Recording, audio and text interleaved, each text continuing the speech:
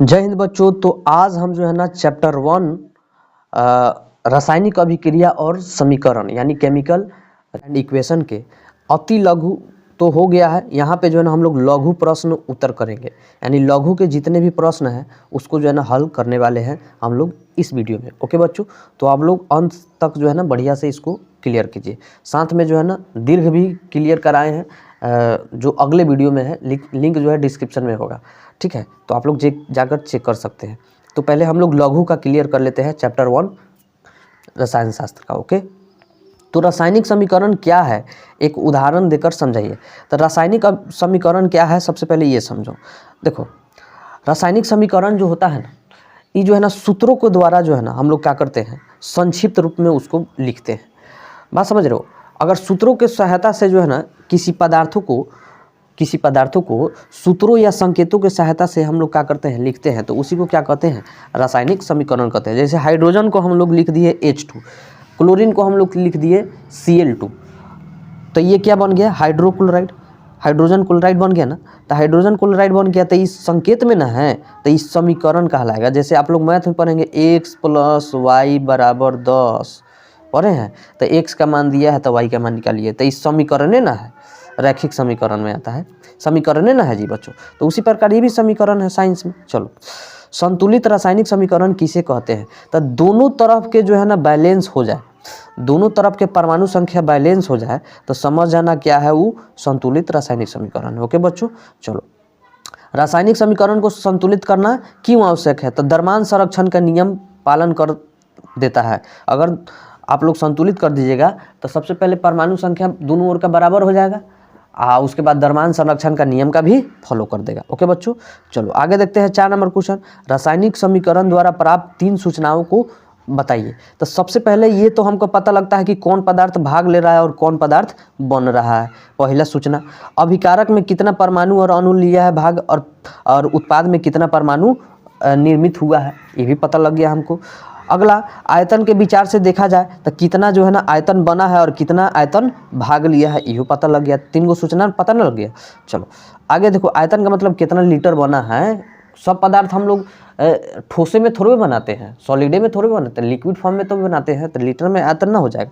चलो, रासायनिक समीकरण के फायदे क्या है, तो देखो रासायनिक समीकरण का फायदा यह है कि समय का सबसे पहले बचत होगा, आपका कम कागज़ का उपयोग होगा, वैज्ञानिक समझने में जो है ना आसानी होगा। उसके बाद निश्चित प्रतिपल हेतु अभिकारक का गणना ठीक किया जा सकता है। बात समझ रहे हो? कहने का तात्पर्य है, आप लोग अगर समीकरण में लिखते हैं, शॉर्ट फॉर्म में लिखते हैं, समीकरण का मतलब ही होता है सूत्रों में जो है क्या करना, व्यक्त करना।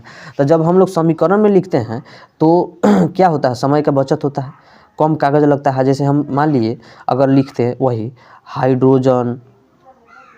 हाइड्रोजन पूरा प्लस ऑक्सीजन मिल के जो है ना, तब जो है हाइड्रोजन ऑक्सीजन मिल के एक जल बना रहा है, इतना बार का लिखने को।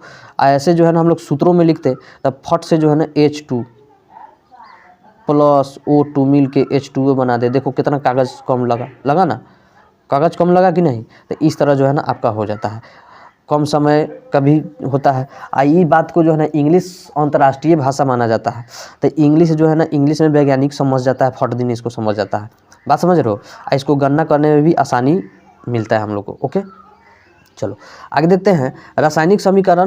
रासायनिक अभिक्रिया के फलस्वरूप उत्सर्जित गैस और अवक्षेप को बनने की जानकारी किस प्रकार दी जाती है। तो अगर गैस बन रहा है तो तीर ऊपर जाएगा, अगर वही अवक्षेप बन रहा है तो तीर नीचे आएगा। ओके बच्चों, अगर वही आपको हीट दे रहे हैं तो आपका जो है ना ऐसे बनेगा, त्रिभुज करके। ओके, चलो, निम्नांकित समीकरण किस प्रकार के अभिकारकों का निरूपण करता है। तो ये जो है ना बच्चों आपका वियोजन अभिक्रिया कर रहा है, क्योंकि एक पदार्थ जो है 2 भागों में क्या हो रहा है, टूट रहा है। और यहाँ पे जो है ना इसमें आयनों का चेंजेज हो रहा है, आयनों का क्या हो रहा है, चेंजेज हो रहा है। ये Na + Cl- होगा, Ag + NO3-, ये जो है ना कथी का चेंजेज हो रहा है, आयनों पर, यानी द्विविस्थापन हो जाएगा, डबल डिस्प्लेसमेंट हो जाएगा। ओके, चलो, संयोजन अभिक्रिया क्या है, तो जब एक से अधिक पदार्थ आपस में मिलकर एक उत्पाद का निर्माण करे, एक ही पदार्थ का निर्माण करे, उसको क्या कहते हैं, संयोजन अभिक्रिया कहते हैं। जैसे CaO + CO2 जो है ना CO3 बना दे रहा है। ओके, आप कैसे प्रदर्शित करेंगे कि आप कॉपर सल्फेट से अधिक क्रियाशील है। आप कैसे प्रदर्शित करेंगे कि क्या कह रहा है जी, आप कैसे प्रदर्शित करेंगे कि कॉपर सिल्वर से अधिक क्रियाशील, कॉपर जो है ना सिल्वर से अधिक क्रियाशील है, ये पूछ रहा है हम कॉपर सल्फेट पर।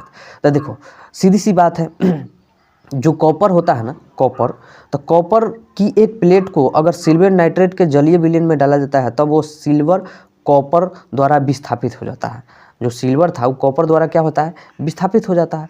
मतलब एक मान लो कि हम कोई प्लेट को डालते हैं विलयन में, किस विलयन में, तो सिल्वर नाइट्रेट के जलीय विलयन में डालते हैं, तो देखते हैं कि जो सिल्वर था ना आपका वो कॉपर के द्वारा क्या हो गया, विस्थापित हो गया। कथी हो गया, यानी कॉपर नाइट्रेट ई जो है ना आपका बन गया, सिल्वर कॉपर जो है ना ये कॉपर नाइट्रेट आपका बन गया, ये जो सिल्वर जो है आपका विस्थापित हो गया, अलग भाग गया, यानी तो इसलिए हम इसको प्रदर्शित यानी सिद्ध कर दिए। ओके बच्चों, अब देखो 10 नंबर, ऑक्सीकरण अवकरण अभिक्रिया क्या है। तो देखो ऑक्सीकरण और अवकरण अभिक्रिया क्या होता है, तो जिसमें अगर ऑक्सीजन का वृद्धि हो रहा है तो समझ जाना कि ऑक्सीकरण अभिक्रिया है। मतलब जिसमें ऑक्सीजन का वृद्धि हो और हाइड्रोजन का ह्रास हो, ठीक है, तो समझ आना क्या है, ऑक्सीकरण है। अगर वही जो है ना ऑक्सीजन का क्या हो, ऑक्सीजन का क्या हो, ह्रास हो और हाइड्रोजन का वृद्धि हो, तो समझ आना क्या बोलते हैं, अनॉक्सी अभिक्रिया हो जाएगा। बात समझ रहे हो, यानी उपचयन अभिक्रिया का बात चल जाएगा। तो ऑक्सीकरण या अवकरण अभिक्रिया, ऑक्सीकरण का ही तो दूसरा नाम अवकरण है। बात समझ रहे हो, ऑक्सीकरण का नाम, ऑक्सीकरण अवकरण का ही नाम जो है ना एक है, दोनों एक है, ऑक्सीकरण कहिए तब चाहे अवकरण कहिए तब। तो यहाँ पे हो गया, तो जिसमें हाइड्रोजन का क्या हो, हाइड्रोजन का क्या हो, ह्रास हो और ऑक्सीजन का क्या हो, वृद्धि हो, तो वो समझ आइए ऑक्सीकरण अवकरण अभिक्रिया है। बात समझ रहे हो। चलो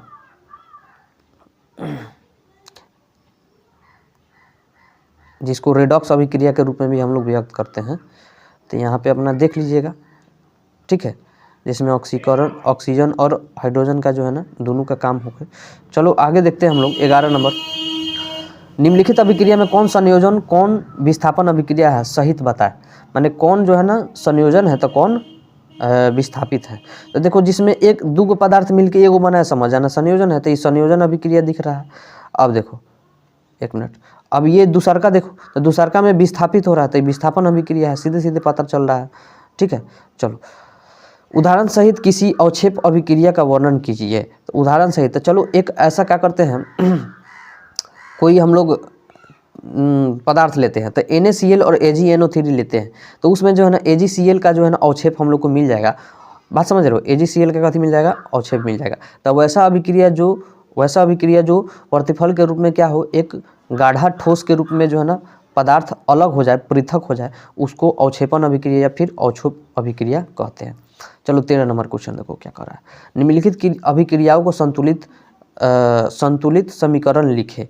तो देखो इसका जो है ना संतुलित समीकरण लिखना है, तो यहाँ पे जो है ना पोटेशियम क्लोराइड को गर्म करने पर पोटेशियम क्लोराइड और ऑक्सीजन बनते हैं। तो देखो यहाँ पे पोटेशियम क्लोराइड को ले रहे हैं, तो इसको जो है ना क्या कर रहे हैं हम लोग, अभिक्रिया करा रहे हैं, तो ये जो है ना आपका पोटेशियम क्लोराइड और साथ में ऑक्सीजन बन रहा है, इसको संतुलित हम लोग कर दिए हैं। बात समझ रहे हो। चलो संतुलित कैसे किया जाता है, वीडियो जो है लिंक, वीडियो का जो है लिंक जो है ना डिस्क्रिप्शन में होगा या कमेंट में पिन होगा या फिर प्ले लिस्ट पर होगा, जाकर चेक कीजिए, चैनल पे जाइए चेक कीजिए। आगे देखो दूसरा नंबर क्वेश्चन कह रहा है बच्चों, सोडियम हाइड्रोक्साइड और सल्फ्यूरिक अम्ल परस्पर अभिक्रिया कर जल बनाते हैं, तो इसको जो है ना सूत्र लिख के संतुलित करना है। तो यहाँ पे सोडियम हाइड्रोक्साइड लिख दिए और साथ में सल्फ्यूरिक H2SO4 जो है अम्ल है इसको लिख दिए, और साथ में ये क्या बना रहा है, सोडियम सल्फेट बना रहा है। कभी बना रहा है, सोडियम सल्फेट बना रहा है और साथ में जल बना रहा है, इसको जो है ना हम लोग क्या किए, संतुलित कर दिए। ओके बच्चों। चलो तीसरा नंबर क्वेश्चन देखो, पोटेशियम हाइड्रोक्साइड के साथ कार्बन डाइऑक्साइड के बीच अभिक्रिया कराते हैं तो कैल्शियम कार्बोनेट और जल बनाता है। तो इसको जो है ना देख लो, यहाँ पे ये अभिक्रिया हम लोग लिख दिए और इसको संतुलित कर दिए, हो गया। चलो अब देखो उष्माक्षेपी और अवशोषी, उष्माशोषी अभिक्रिया क्या था, उष्माक्षेपी और उष्माशोषी। तो उष्माशोषी मतलब शोषण करना, जो उष्मा का शोषण करे उसे उष्माशोषी कहते हैं, और जो उष्मा का निकाले, उष्मा निकाले यानी निष्कासन करे उसको हम लोग उष्माक्षेपी कहते हैं। होता गया। चलो निम्नलिखित पदों में व्यक्त करें ऑक्सीकरण। तो ऑक्सीकरण को जो है ना उदाहरण सहित हमको जो है ना बताना है। तो ऑक्सीकरण अभिक्रिया उसको कहते हैं जिसमें O2 का क्या हो, योग हो माने वृद्धि हो, और हाइड्रोजन का क्या हो, निष्कासन यानी ह्रास हो, इसको क्या कहते हैं, ऑक्सीकरण अभिक्रिया कहते हैं। जैसे C+O2 यानी CO2। चलो अवकरण अभिक्रिया, अवकरण अभिक्रिया क्या होता है, तो अवकरण अभिक्रिया यहाँ पे देखो वैसी अभिक्रिया जिसमें जो है क्या हो, हाइड्रोजन का क्या हो संयोग हो, ऑक्सीजन का क्या हो निष्कासन हो। उधर क्वेश्चन हम बताएं ऑक्सीकरण अवकरण अभिक्रिया क्या है, जिसको रेडॉक्स अभिक्रिया हम लोग कहते हैं। माने दोनों काम जब एक में, ऑक्सीजन का क्या हो योग भी हो और ऑक्सीजन का क्या हो ह्रास भी हो, और ऑक्सीजन का क्या हो ह्रास भी हो, ऑक्सीजन का योग भी हो, और ऑक्सीजन का वृद्धि भी हो, ऑक्सीजन का ह्रास भी हो। माने कहने का तात्पर्य मेरा समझो, माने एक कोई रासायनिक अभिक्रिया है उसमें तुम्हारा ह्रास भी हो रहा है और वृद्धि भी हो रहा है, उसके बाद वृद्धि भी हो रहा है और ह्रास भी हो रहा है, मतलब एक बार में दो प्रक्रिया हो रहा है, तो समझ आना कि वह क्या है रेडॉक्स अभिक्रिया है। मतलब हाइड्रोजन और ऑक्सीजन दोनों जो है ना अपना कार्य करे, ह्रास और वृद्धि दोनों कार्य करे, तो समझ आना आपका ऑक्सीकरण अवकरण अभिक्रिया यानी रेडॉक्स अभिक्रिया। लेकिन यहाँ पे तो अवकरण पूछ रहा है, तो जिसमें सिर्फ जो है ना सिर्फ खाली बात कर रहा है, कोनो एगो चीज़ होना चाहिए, बस समझ आना अवकरण है। या तो आपका संयोग हो हाइड्रोजन का, या तो आपका ऑक्सीजन का निष्कासन हो, तो समझ जाना वो अवकरण अभिक्रिया हो। बात समझ रहे हो। अगर वही ऑक्सीजन का वृद्धि हो यानी योग हो और हाइड्रोजन का निष्कासन हो, तो समझ जाना ऑक्सीकरण अभिक्रिया है। ओके बच्चों, चलो आगे देखो खाद्य पदार्थ को दूषित होना। तो देखो खाद्य पदार्थ में जो है ना तेल वगैरह वसा वगैरह जो ज़्यादा हो जाता है, तो वो जो है ना खुला छोड़ने पर क्या होता है बच्चों, वो ऑक्सीजन से ऑक्सीकृत हो जाता है, जिससे हम लोग के स्वाद जो है ना गंधीय अप्रिय लगने लगता है, खट्टा खट्टा लगने लगता है। बात समझ रहे हो। चलो कॉपर सल्फेट के विलयन में लोहे का टुकड़ा डाल देने पर उसका रंग क्यों बदल जाता है। तो देखो ये जो होता है ना कॉपर जो होता है ना फेरस से कम क्रियाशील होता है। बात समझ रहे हो। तो कॉपर के अपेक्षा माने कम अभिक्रियाशील होता है, तो यहाँ पे कॉपर सल्फेट का विलयन में नीला रंग हरा रंग हो जाता है, लोहे पर लाल और भूरा रंग कॉपर की परत जम जाता है। बात समझ रहे हो। क्यों जम जाता है, क्योंकि फेरस अधिक क्रियाशील धातु है। फेरस क्या है अधिक अभिक्रियाशील धातु है, और कॉपर को जो है क्या करता है अपना कार्य विस्थापित करा देता है। फेरस अधिक अभिक्रियाशील है तो कॉपर को विस्थापित कर देता है, रंग में भी परिवर्तन कर देता है। चलो 17 नंबर क्वेश्चन देखो, निम्नलिखित अभिक्रिया के संतुलित समीकरण के रूप में लिखिए।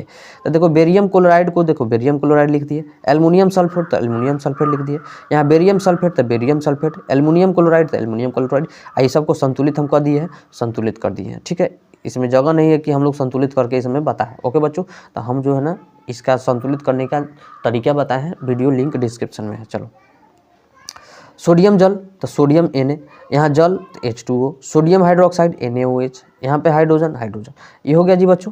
तो यहाँ पे जो है आपका काम हो गया। 18 नंबर देखते हैं, वियोजन अपघटन अभिक्रिया का एक उदाहरण दीजिए। तो देखो वियोजन अभिक्रिया मतलब एक पदार्थ दो भागों में टूट रहा है। तो देखो कैल्शियम कार्बोनेट को जो है जब हीट किए हम, तो CaO + CO2 में क्या हो गया, यहाँ पे जो है ना बदल गया। ये जो CaO है कली चूना के रूप में सीमेंट में प्रयोग किया जाता है। बात समझ रहे हो, सीमेंट के रूप में CaO का प्रयोग किया जाता है, आप लोग याद रखिएगा। चलो आगे देखते हैं। 19 नंबर क्वेश्चन देखो क्या कर रहा है, एक परखनली में लेड नाइट्रेट का विलयन पोटेशियम आयोडाइड का विलयन मिलाते हैं तो आप क्या देखेंगे। तो देखो हम लोग को जो है ना एक प्राप्त होगा नीला अवक्षेप पीला अवक्षेप एक प्राप्त होगा, यानी ये जो है ना आपका एक क्या होते हैं पीला अवक्षेप जो है ना क्या होगा प्राप्त होगा। यहाँ पे देखो, यहाँ पे PbI2 को जो है ना एक मिनट देखो, PbI2 जो है ना एक पीला रूप में आपका जो है ना क्या होगा प्राप्त होगा। इतना कब प्राप्त होगा, जब क्या बोलते हैं लेड नाइट्रेट को जो है ना, लेड नाइट्रेट के विलयन में हम लोग क्या करेंगे पोटेशियम आयोडाइड को मिलाएंगे। किसको मिलाएंगे, पोटेशियम आयोडाइड को मिलाएंगे। तो यहाँ पे जो है ना आपका ये आपका जो है ना लेड आयोडाइड बन जाएगा, लेड आयोडाइड बनेगा। वो किस रूप में बनेगा, तो आपका जो है ना पीला रूप में बनेगा। कैसा, पीला रूप में। चलो एक अभिक्रिया किस प्रकार की है, यह अभिक्रिया किस प्रकार की है, तो यह अभिक्रिया विस्थापन अभिक्रिया है कि क्या है जी बच्चों, विस्थापन अभिक्रिया है, क्योंकि यहाँ पे देखो पोटेशियम आयोडाइड यहाँ पे जो है ना विस्थापित कर दिया है ना पोटेशियम नाइट्रेट को। चलो सॉरी दो पदार्थ ना है एक साथ, पोटेशियम आयोडाइड ना है, पोटेशियम थोड़ा है। तो पोटेशियम आयोडाइड जो है ना इसमें अभिक्रिया का मतलब आयनों का चेंज हुआ है इसमें, तो यानी द्विविस्थापन या उभय विस्थापन या फिर डबल डिस्प्लेसमेंट अभिक्रिया है। ये संतुलित करना है, तब संतुलित तो हो ही गया है, वहाँ पे देख सकते हैं बैलेंस्ड है, पूरी तरह से क्या है बैलेंस्ड है, इसमें कोई दिक्कत नहीं है। अब देखो 20 नंबर क्वेश्चन कर रहा है, निम्नलिखित अभिकारकों को 20 नंबर क्वेश्चन का निम्नलिखित अभिक्रियाओं में ऑक्सीकारक की पहचान करें।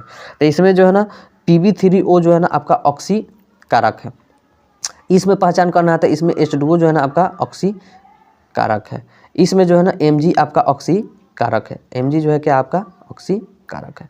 ओके बच्चों, चलो आगे देखते हैं 21 नंबर क्वेश्चन, ऑक्सीकारक एवं अवकारक क्या है। तो देखो यहाँ पे जो है हम बता देंगे, पता चल जाएगा आपको, बात समझ रहे हो। तो जिस पदार्थ में ऑक्सीकरण हुआ है वह पदार्थ अवकरण कहलाएगा, और जिस पदार्थ में अवकरण हुआ है यानी O2 का क्या हुआ है, ह्रास हुआ है, तो समझ आना वो ऑक्सीकारक है। बात समझ रहे हो। जैसे नोट कर देख सकते हो, हाइड्रोजन ऑक्सीजन प्राप्त कर ऑक्सीकृत हो जाता है, अतः हाइड्रोजन क्या है, अवकारक है। जबकि ऑक्सीजन हाइड्रोजन के साथ प्राप्त कर अवकृत हो जाता है, यानी ऑक्सीजन क्या है, ऑक्सीकारक है। ओके, चलो यहाँ पे हो गया आपका ये समाप्त। अब दीर्घ का वीडियो जो है ना हम लोग दीर्घ का वीडियो जो है नेक्स्ट वीडियो में पार्ट बाई पार्ट हम लोग जो है क्लियर कर रहे हैं। तो हम जो है ना इस चैनल पे आपको देखा जाए ना तो साइंस और आपका SST का स्पेशल बैच चलता है। इस पे जो है ना साइंस और SST का जो है ना कथी बनता है, स्पेशल बैच चलता है। तो इस पे साइंस अगर SST आपको मजबूत करना है तो इस बैच को जो है ना आप लोग ज्वाइन कर लीजिए और इसको जो है ना सब्सक्राइब कर लीजिए, ज़्यादा से ज़्यादा बच्चों में शेयर कीजिए। बात समझ रहे हो। और सारी सब्जेक्ट पढ़ाई जाती है, लेकिन स्पेशल कहा जाए तो साइंस और SST हम पढ़ाते हैं यहाँ पे, आप लोग ध्यान से पढ़िए। और अब की का जो है ना एम है कितना, 400 प्लस। कितना एम है, 400 प्लस। ओके बच्चों, कितना एम है जी बच्चों, 400 प्लस। चलो तो मिलते हैं नेक्स्ट वीडियो में, तब तक के लिए बाय बाय।